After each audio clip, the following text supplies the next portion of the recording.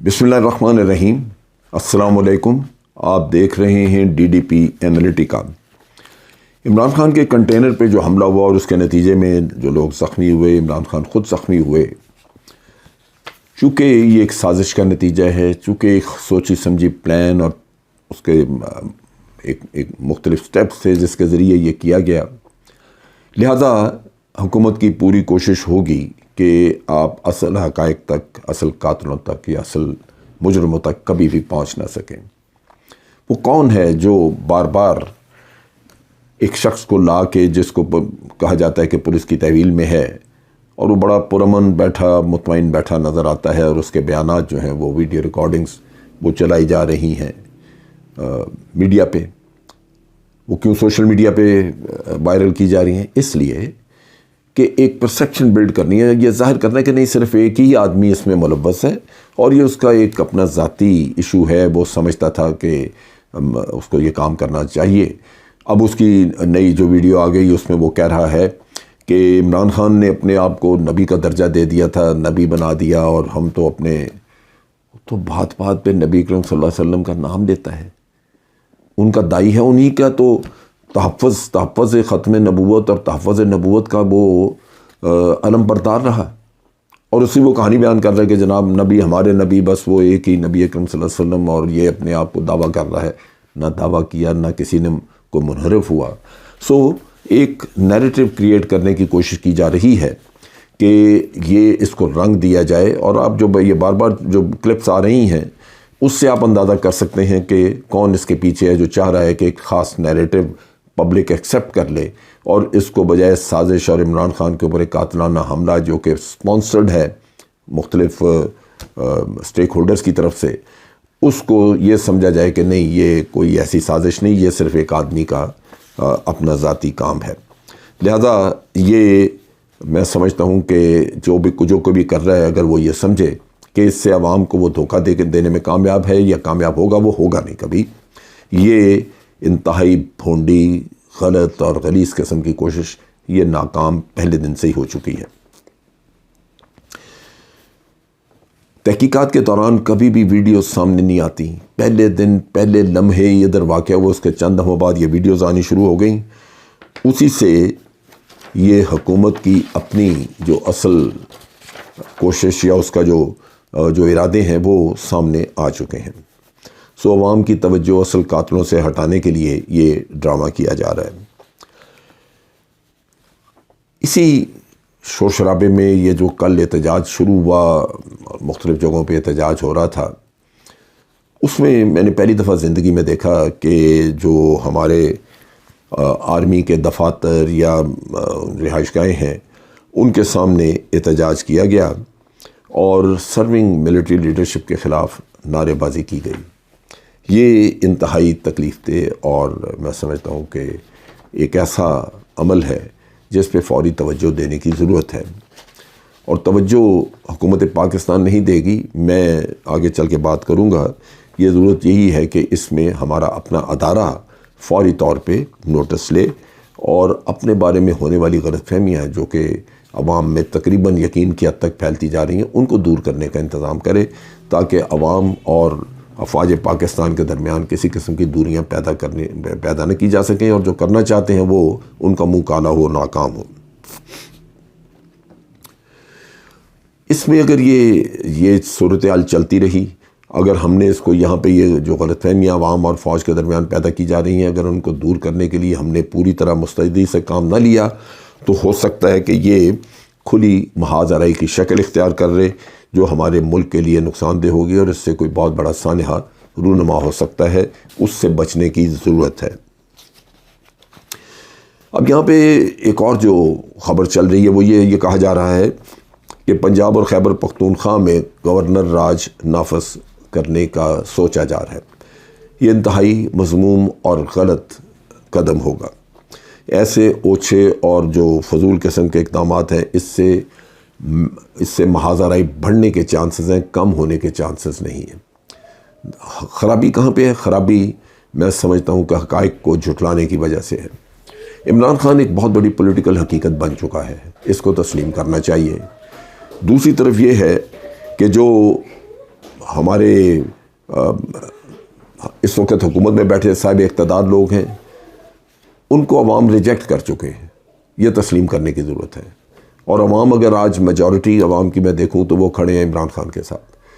آپ اس خوف سے کہ اگر اس وقت الیکشن کرائے تو الیکشن اقتدار میں بیٹھے ہوئے لوگ ہار جائیں گے، یہ آج آپ کرا لیں یا سال بعد کرا لیں، یہ ہاریں گے، کیونکہ جب عوام کو ان کے بارے میں سمجھ لگ چکی ہے، یہ ریجیکٹ ہو گئے اور یہ ریجیکٹ رہیں گے جب تک کہ کوئی ایسی حکومت نہ بن جائے جو کہ خود غلطیاں کرے اور کسی کو پچھلے والوں کی یاد آئے۔ فی الحال ایسا ہوتا نظر نہیں آ رہا، لیکن یہاں پہ اس محاذ آرائی کو کم کرنے کے لیے انتہائی تحمل اور بردباری کی ضرورت ہے۔ ہمارا ملک قطعاً یہ افورڈ نہیں کرتا کہ یہاں پہ محاذ آرائی کی فضا قائم رہے اور ہم ایک دوسرے کو ہی مارتے ہوئے باہر کے اپنے دشمنوں کے لیے ایک تماشا بنے رہیں اور وہ خوشیوں کے شادیانے بجاتے رہیں۔ ہم نے اس مسئلے کو کنٹرول کرنا ہے اور اس کو حل کرنا ہے، اس کے بغیر چارہ نہیں ہے۔ یہاں پہ ایک اور چیز جس کا میں ذکر کرنا چاہتا ہوں وہ اعظم سواتی کا مسئلہ۔ اعظم سواتی ایک حقیقت ہے، اس کے ساتھ زیادتی ہوئی ہے۔ اگر وہ جھوٹ الزام لگا رہا ہے تو اس کے اوپر مقدمہ قائم کر کے اس کے عدالت میں لے جانا چاہیے اور اس کو کہا جائے کہ یہ ثابت کرو۔ اگر وہ الزام درست لگا رہا ہے یا اس کے الزام میں وہ بڑا چڑھا کے بتا رہا ہو 5% بھی اگر اس میں کوئی سچائی ہے تو اس کو دور کر دینا ضروری ہے، کیونکہ اعظم سواتی ایک سٹنگ سینیٹر ہے، اس کا ایک رول ہے، اس کے پاس سینٹ کا فلور ہے جس کو وہ استعمال کر کے روزانہ کی بنیاد پہ تقریریں کر کے افواج پاکستان کی بے توقیری کر سکتا ہے۔ اور یہ معاملہ جو ہے یہ اہم ہے اور خطرناک بھی ہے۔ اہم اس لیے کہ ایک سینئر سٹیزن، بزرگ اور پھر وہ بھی عوامی نمائندہ یہ اپنے ساتھ ہونے والی زیادتی کا روزانہ کی بنیاد پہ چرچا کر رہا ہے اور آپ کے پاس کوئی جواب نہیں۔ ہمیں اس کو مطمئن کرنا ہے۔ خطرناک اس لیے ہے کہ اعظم سواتی قطعاً خاموشی اختیار کرنے کو تیار نہیں، اور بالآخر یہ معاملہ عالمی سطح پہ انسانی حقوق کی تنظیمیں جو ہے، انسانی حقوق کی تنظیمیں، ان کی نظر ہو جائے گا اور اس سے پھر آپ کی انٹرنیشنل لیول پہ جگہسائی ہوگی۔ ہمارے دشمن یہ چاہیں گے کہ ہمارے ہی لوگوں کے ہمدرد بن کے وہ عالمی اداروں کے ذریعے ہمیں ذلیل و خوار کریں۔ سو اس کو فوری طور پہ اس مسئلے کو ایڈریس کرنے کی ضرورت ہے۔ ایڈریس کرنے کا طریقہ کار میں سمجھتا ہوں ہمارے چیف آف آرمی اسٹاف کو پتہ ہے، وہ جانتے ہیں پہلے سے، صرف اس میں بھی اپلائی کرنے کی ضرورت ہے۔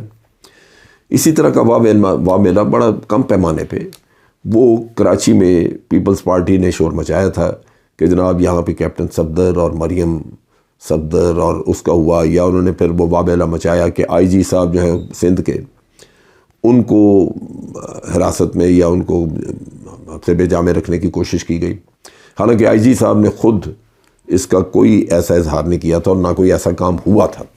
لیکن چونکہ ایک پولیٹیکل لیڈرشپ نے وہاں پہ شور مچایا تو جنرل باجوہ نے فوراً اس کو ٹیلی فون کر کے بات کی، اس سے اس کا وہ جو پولیٹیسائز ہو رہی تھی صورتحال وہ رک گئی، اور عوام اگر ہو سکتا ہے کہ اس کے نتیجے میں افواج پاکستان کے خلاف کو بات چیت کرتے، وہ بھی رک گئی، کوئی بات نہیں ہوئی۔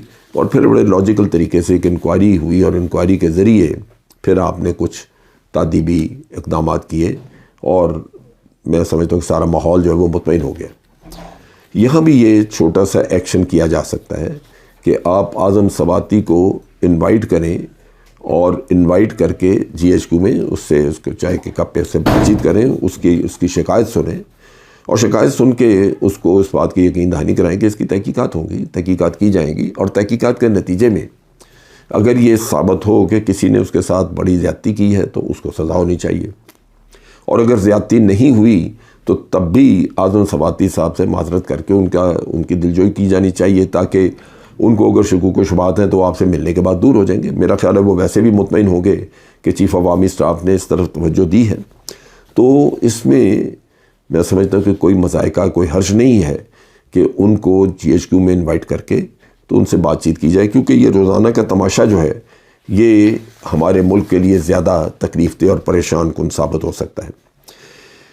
اس کے علاوہ ارشد شریف کے قتل کا ایک تماشا بنا ہوا ہے. وہاں پہ وہ جو حضرات گئے تھے تحقیقات کرنے، وہ تحقیقات کی بجائے وہاں میڈل وصول کر رہے ہیں، دعوتیں کھا رہے ہیں، اور یہاں پہ کوئی توقع نہیں کی جا سکتی کہ یہاں پہ غیر جانبدارانہ ایماندارانہ انکوائری ہوگی.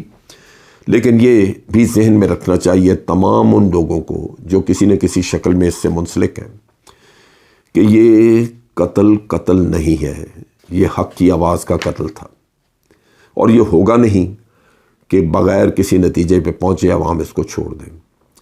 ارشد شریف کا قتل آپ کے گلے کا ہار بنا رہے گا. اس کی ماں کو انصاف چاہیے، وہ انصاف مل کے رہے گا، وہ 10 سال بعد ملے، 5 سال بعد ملے. بہتری اسی میں ہے کہ اس کے اوپر مخلصانہ توجہ دی جائے، اس کے اوپر اپنے چیلے چانٹے سرکاری ملازم بھیج کے اس کی لیپا پوچھی نہ کی جائے.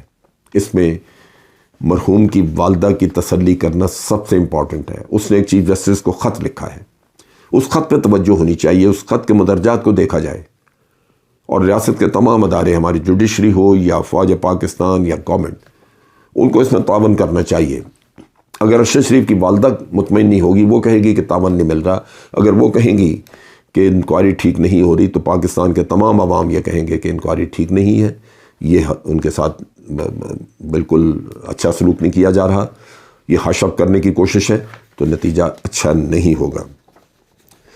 میں آج پوری ذمہ داری سے یہ بات آپ کے سامنے کہہ رہا ہوں.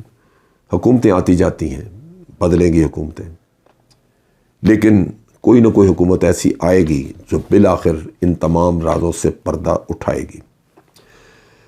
اور اس وقت اگر پردہ اٹھا تو پھر جو بھی ذمہ داران ہیں ان مختلف کرتوتوں کے، کاموں کے، ان کو اپنا انجام بھگتنا پڑے گا. لہذا ضرورت اس بات کی ہے کہ فوری طور پہ ان معاملات کی طرف توجہ دی جائے. دوسری طرف ملک مکمل طور پہ ایک بحران کا شکار ہے، احتجاج اور ہر طرف یہ ہو رہی ہیں، اس کو ختم کرنا بھی بہت ضروری ہے. ہمیں اپنی انا، اپنے مفاد، ذاتی مفاد، پارٹی کے مفادات، ان سے ہٹ کے اور ملک کے مفاد کی خاطر بڑا غور سے اس بات کو سمجھنے کی ضرورت ہے، سمجھنا چاہیے. اور وہ ایک ہی نقطہ ہے کہ آج پاکستان کے عوام کو اس اقتدار میں بیٹھے لوگوں کے اوپر اعتماد اور یقین نہیں ہے. وہ ان کو ٹھکرا چکے ہیں، ان کا ساتھ چھوڑ چکے ہیں. پاکستان کے عوام جو ہے وہ آج پی ٹی آئی کے ساتھ کھڑے ہیں، اور ان کی رائے جاننے کے لیے فوری طور پہ ایک الیکشن کروانے کی ضرورت ہے. اگر ہم فیئر الیکشن نہیں کرائیں گے تو یہ بھی بات اپنے اپنے پلے باندھ لیں. ہم سارے آتے جاتے رہیں گے، لیکن یہ ملک ایک بحران سے نکل کے دوسرے میں دھستا جائے گا. یہ بحران ختم نہیں ہوگا. خدا را ملک کو برباد ہونے سے بچائیں. اس میں حل آپ کے پاس بہترین یہی ہے کہ عوام کی رائے جانیں، اور عوام کی رائے کے مطابق بنی ہوئی حکومت کو عوام کی سپورٹ ہوگی، حمایت ہوگی، فیصلے ٹھیک ہوں گے اور عوام کی تائید سے ہوں گے، تو انشاءاللہ ملک بھی تمام بحرانوں سے باہر آ جائے گا. آج کے لیے اتنا ہی. افواج پاکستان زندہ باد، پاکستان پائندہ باد.